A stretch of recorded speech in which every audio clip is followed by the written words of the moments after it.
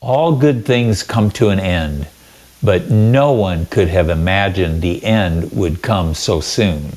The Golden Voice story ended in 1978 after a fire, by which appeared to be obvious arson, gutted the insides and destroyed the contents within.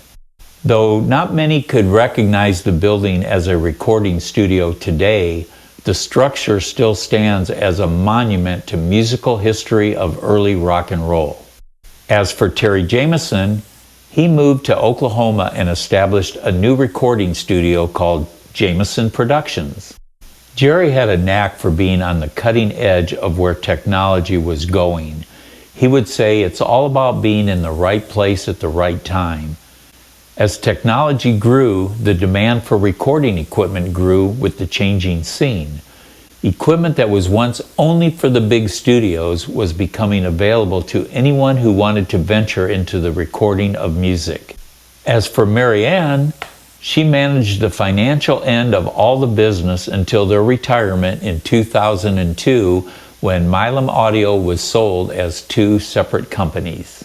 Golden Voice Recording Studio may no longer exist, but the music is still alive over 50 years later.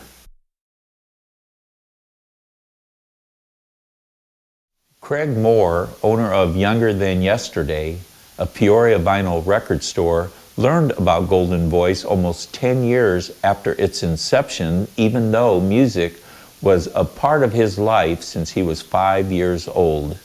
I was interested in music before I was in school. I had little golden records and a record player, when I was about 4 years old.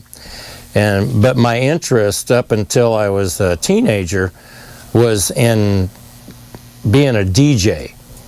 I would have been a disc jockey. When I was 16, I even made an audition tape for a local radio station. I grew up in Keokuk, Iowa. I was totally obsessed with music, records, until the Beatles. When the Beatles came along, I was not interested in being in a band. It didn't seem feasible. It never crossed my mind until the Beatles. After, Please Please Me just blew the doors off the radio, I started thinking in terms of being in a band. After being involved in various bands and numerous music projects, it was the band Smokehouse and a guy named Freddie Teakin that brought Craig to Golden Voice. All of the various bands and projects that I'd been involved in from 65 to 75, by that point I was in a three-piece heavy rock, glitter and glam version of a band called Smokehouse. Our manager was a guy named Freddie Teakin. He was certainly well aware of Golden Voice.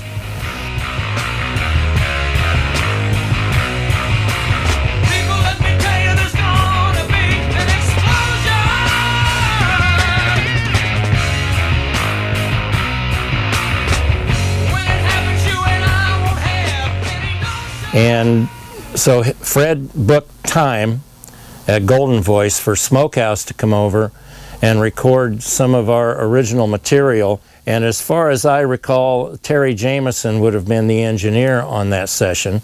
And, Terry managed to record us. I don't know how many bands like that he had in there, but I'm sure we weren't the only one. I know Heavy Gun recorded in there at one point in time, and I'm sure they probably rolled in like Blue Cheer themselves. And Golden Voice was a really attractive professional studio. It was of course much bigger than Fred's former IT record studio in the basement of his house. So when we got to Golden Voice, it was a professional studio. And Golden Voice was set up totally pro. The acoustics in the room were perfect. The equipment up to snuff for the day. 1975 standards, it was good. A good situation to be recording in. And we recorded with our stage gear, so stacks of Marshalls, and we didn't put on the makeup, but we had everything else that we used on stage. So I'm happy that we were able to actually set foot in this now legendary studio, which had a history that I wasn't aware of. I didn't know about all the things that had gone on in that studio. By 1975, it had a track record. It was pretty amazing. Craig Moore reverted back to his early interest of collecting records and eventually went into business selling all types of vinyl collectibles and music memorabilia.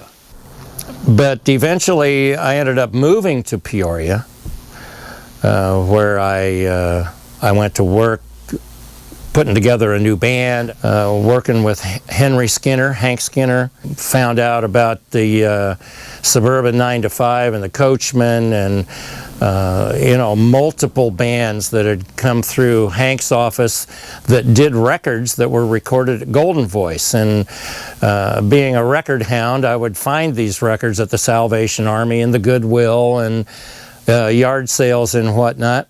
Just Golden Voice records of all shapes, sizes, all types of music, which I had no idea about. When I opened my store, Peoria Record Company, in 1984, by then I knew a lot of the record collectors around the area, and they would be bringing me Golden Voice singles. I started learning about all of this history and all of the records that had come out of that studio. And it was just everything from soup to nuts, country records, rock records, psychedelic records, just singer-songwriter records, LPs by the bands from the Ramada Inn and country singers, who fancied themselves country stars. It was just an amazing array of records that came out of that studio. Craig's business grew. Eventually, he moved to a new location, and the business name was changed from Peoria Record Company to Younger Than Yesterday. With that growth and the years that passed, he found that not only did the old records of big stars have a high value, but many of those cut at Golden Voice had an even higher value for reasons other than their limited quantity.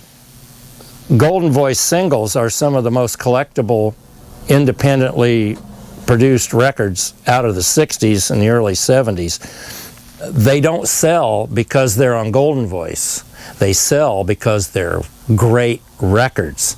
And the fact that they all came out of this same independent studio out in the middle of nowhere in the heart of Illinois just makes it that much more amazing that there is such a history and such a story there to be told. I would put Golden Voice in a league with independent studios and record labels like Sun and some others that are escaping my memory at the moment. But Golden Voice, I think, was in a league with Sam Phillips, even though Jerry Milam's in a league with Sam Phillips, although Sam maybe was first.